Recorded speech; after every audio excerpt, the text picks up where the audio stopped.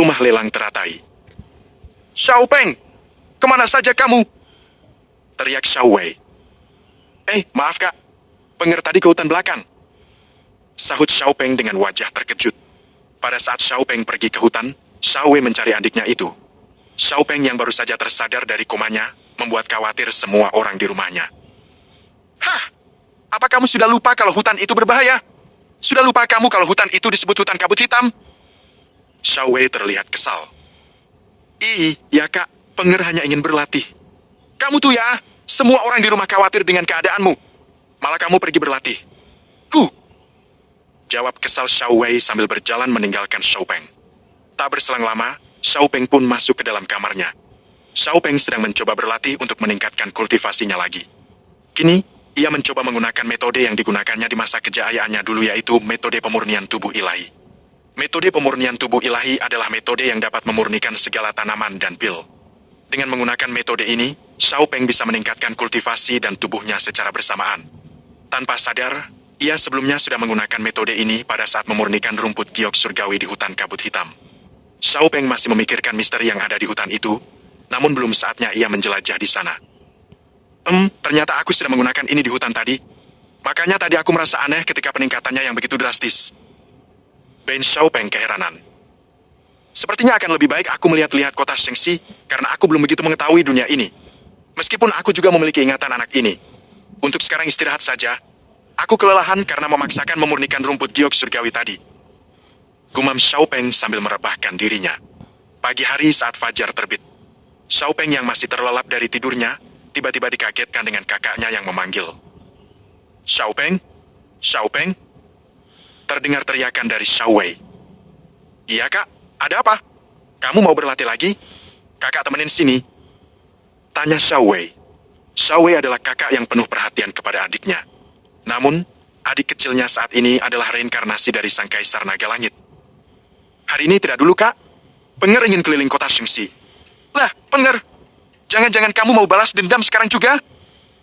Tanya Xiao Wei dengan raut wajah terkejut. Jika memang ada waktu, mungkin bisa sedikit membalaskan kak. Tapi, aku hanya ingin berkeliling kota aja. Balas Xiao Peng. Kamu sekarang masih belum cukup kuat untuk melawan Xiaolang, apalagi kamu sekarang tak punya jiwa spiritual. Tak perlu khawatir kak, aku tak akan berbuat seceroboh itu. Jawab Xiao Peng meyakinkan kakaknya. Xiao Peng berjalan keluar meninggalkan kakaknya sendirian. Kota Shengxi berada di arah barat dari desa yang ditinggali Xiao Peng. Desa Xiao Peng terbilang masih aman karena pengaruh dari kakeknya. Xiao Fen nama kakek dari Xiao Peng, ia adalah sahabat seperjuangannya dari Xiao Yan. Jadi meskipun Xiao Peng dari keluarga cabang, setidaknya masih ada perlindungan dari Xiao Yan dari keluarga utama. Mereka berdua sama-sama di ranah pertapa suci tahap awal. Swoosh! Terdengar suara Xiao Peng bergerak ke arah kota Shengxi. Saat berada di gerbang kota. Bukannya itu Xiao Peng yang kemarin diambil jiwa spiritualnya? Kok sekarang terlihat baik-baik saja? Tanya penjaga gerbang kepada temannya. Xiao Peng jadi perbincangan di kota, lantaran mengenai jiwa spiritualnya yang diambil. Ia itu anaknya, mungkin dia telah memakan pil atau semacamnya. Jawab teman si penjaga. Swoosh! Penjaga itu tak sadar bahwa Xiao Peng telah melewati mereka dengan cepat. Loh, kok tiba-tiba menghilang? Terkejutnya mereka. Kenapa gerakannya sangat cepat?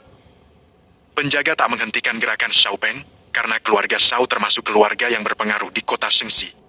Setelah sampai di kota, Xiao Peng melihat sekitar, nampak ada beberapa orang yang membicarakannya.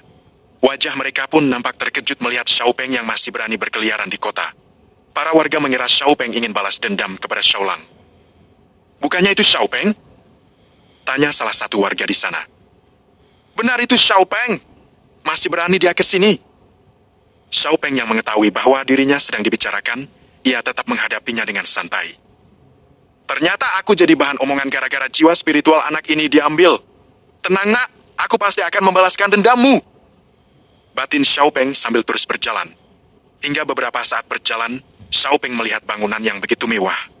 Rumah lelang teratai, itu adalah pusat lelang di benua timur ini. Ketika ada yang mencari barang langka, maka disinilah tempatnya. Xiao Peng pun mampir ke sana, dengan tujuan mencari sesuatu yang menarik. Namun ada kejadian tak terduga. Bisa bertemu dengan Yu Qing? Tanya salah satu pemuda kepada penjaga rumah lelang teratai. Yu Qing adalah pengurus rumah lelang teratai, serta bibi dari Yuzu. Mari, silakan tuan.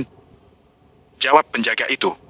Xiao Peng yang melihat Xiao Kung dan Xiao Lang masuk ke dalam rumah lelang teratai, segera ia mengikuti mereka. Kenapa mereka masuk ke sana? Batin Xiao Peng keheranan. Xiao Peng pun masuk ke dalam rumah lelang teratai sambil menggunakan jubah serba hitam, agar tak diketahui oleh mereka. Karena jika mereka tahu ada Xiao Peng masuk ke sana, maka akan jadi berbahaya. Iya, apa ada yang perlu saya bantu Tuan Kung?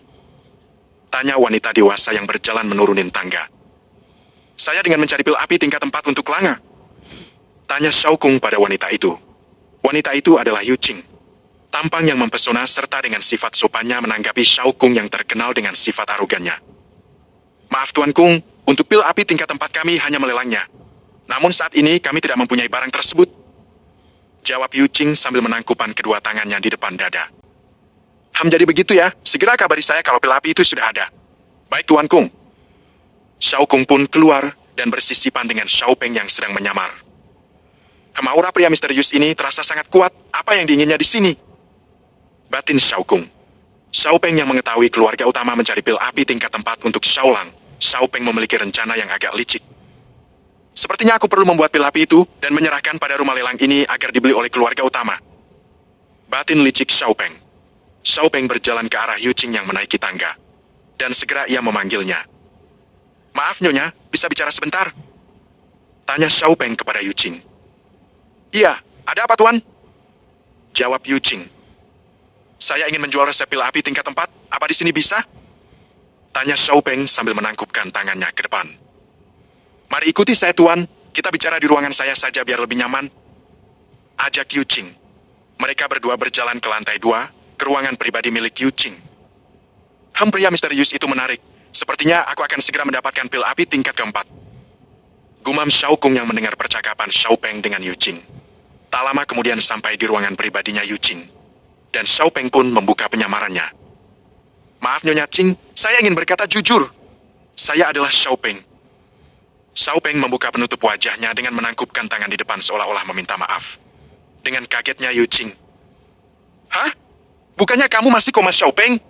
Dan kenapa juga kamu tahu resep pil api tingkat 4? Kamu bukan alkemis kan?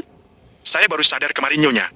Dan untuk resep itu sendiri, saya sering mempelajari buku-buku tentang resep pil dan tanaman. Jawab Xiao Peng meyakinkannya.